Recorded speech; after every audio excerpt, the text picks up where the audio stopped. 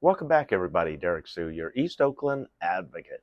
Well, a lot of you have been asking, well, how long have you had your FFL, my federal firearms license, and how do you get one, and what is it exactly? Well, I'll answer some of those questions for you very easily, and also how you can apply for an FFL, a federal firearms license. And there are a lot of restrictions, a lot of rules. First of all, there are 9 classes of federal firearms license. I'll go over all of them with you. I've held my license since 1984, and that's the same year that my half brother Creighton received his federal firearms license. What does a federal firearms license allow you to do? Well, there's a lot of things that you can do with a federal firearms license, and that's why there are 9 different classes of licenses. And some of these, a portion of them, also have an element, um, a clause, which allows you for concealed carry, and that's what I have. So, um, one of the first things that you want to do if you're interested in federal firearms license, one of the most important things is, number one, what is the purpose of it? Because these are not cheap. They are not cheap at all. They are not cheap to renew, and they are not cheap to maintain. So you have to figure out what your purpose, what your business is going to be, because that's predominantly what this is. This allows you to operate a business of weapons, guns, knives, destructive, explosive devices, all sorts of different things. And there's different classifications with limitations. So don't worry. Um, the most common, the most common is a type 1, and that's a basic federal firearms license that allows you to buy, sell, repair most firearms. And there are some restrictions. You have to read what those restrictions are, and they vary from state to state. So that's one of the things. If you do want to apply for a federal firearms license, go to the ATF site, United States Bureau of Alcohol, Tobacco, and Firearms, and request a Form 7 /7CR and mail to the ATF along with the fees for whichever license you are applying for. And you're going to say, well, what kind of licenses are there? Well, I'm going to get to that in just a moment. One of the most important things that you have to qualify for is that you are at least the age of 21. You must be 21 to apply for a federal firearms license. And another thing that you cannot have uh, a storied or a bad background, because a background check is going to, a very extensive background search is going to be done on you, where um, information is going to be asked about a lot of family members. They're going to background check family members, uh, relatives, former associates, past marriages. Because my first wife, she shows up constantly, always in my background checks, when I go to renew. But it gives me a chance to catch up on seeing what the crazy bitch is doing.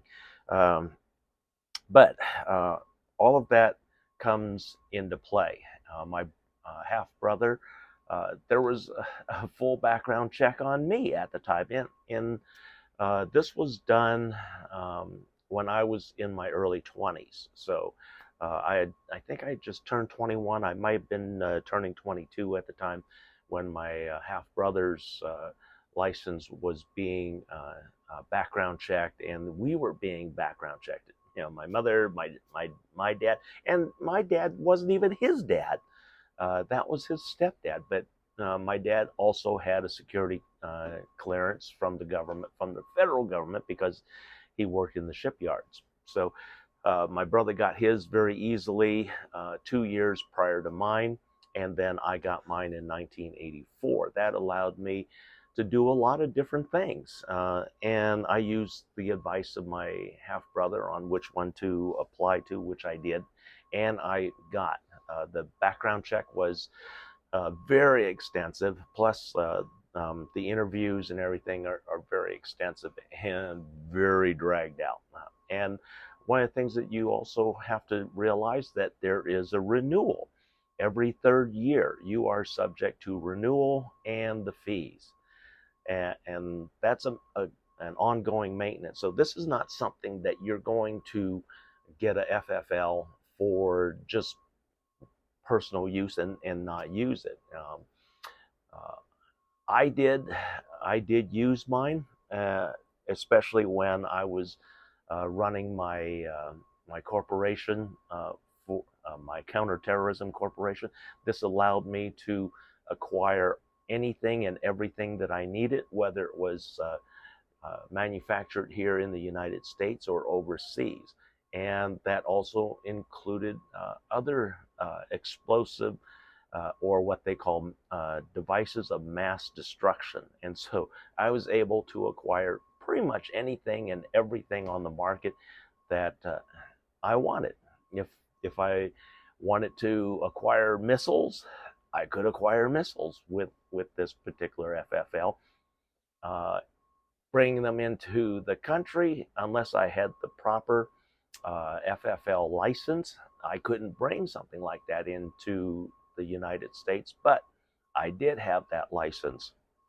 So here are the categories that you can apply to if you were looking to get a FFL.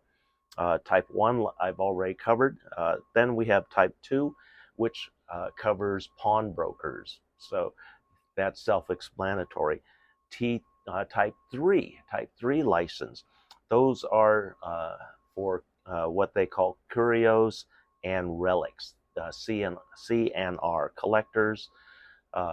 These are collectors, essentially, but the guns can still fire, or they're still considered a dangerous weapon.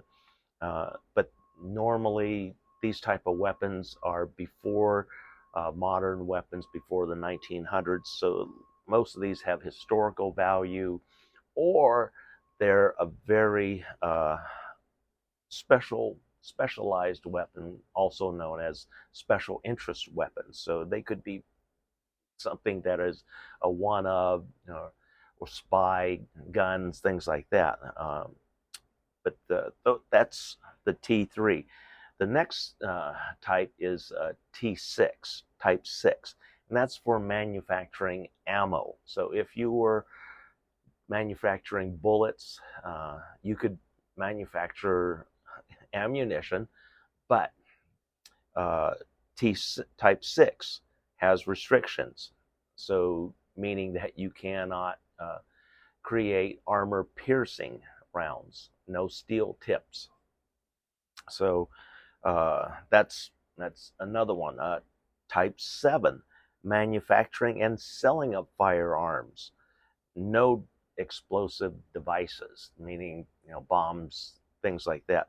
But you can manufacture guns. This is the area that ghost guns fall into, because if you are buying a lot of components that aren't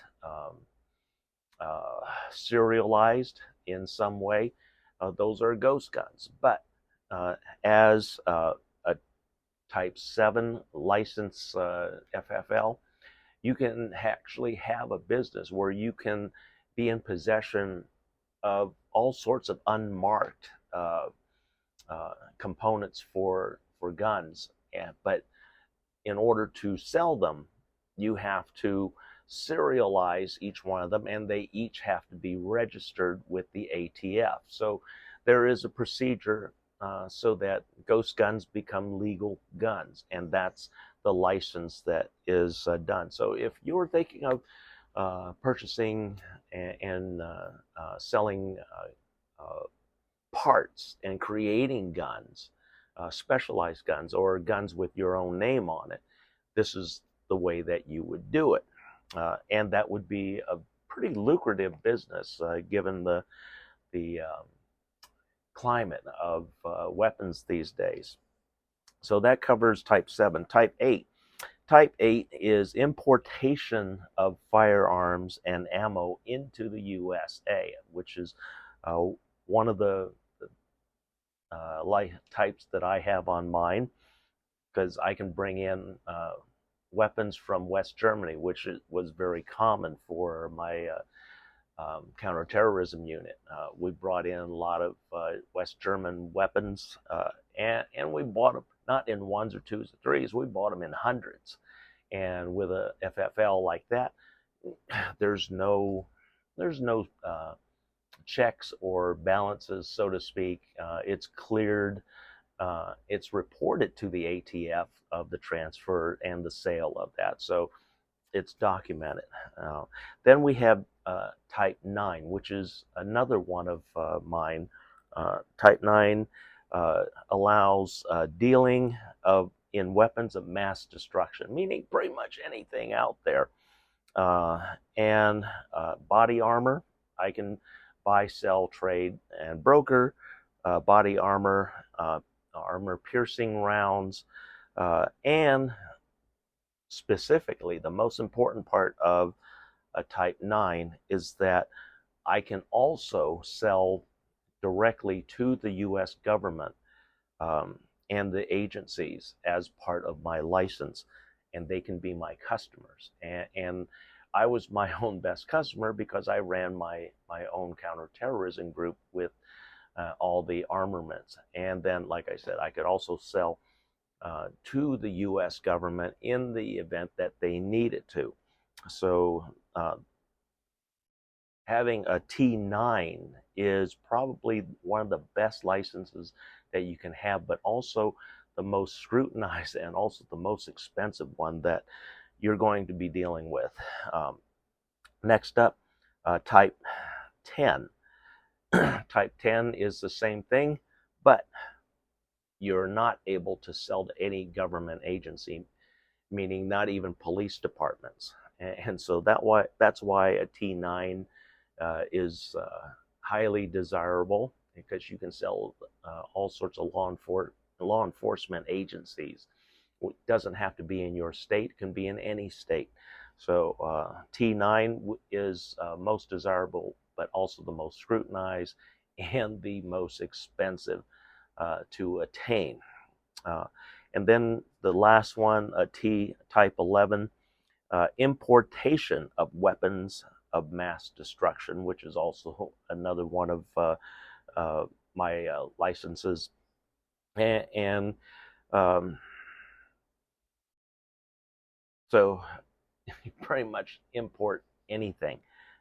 And these are the different types. Takes some time to get through all of the processes, but once you get through it and you're issued your credentials are issued by your local ATF office, but you're background checked extensively by the Federal Bureau of Investigations, the FBI, and then your job, your finances are scrutinized also. So be aware of that if you apply for a federal firearms license. And like I said, on certain licenses, you have a provision for concealed carry. I have that provision because of the licenses that I carry and the type of license for weapons and firearms that I have. But hopefully that answers a lot of the questions. If you have some more questions, put them down in the comments, and I'll be happy to answer them for you. Thanks for joining me today. We'll be right back.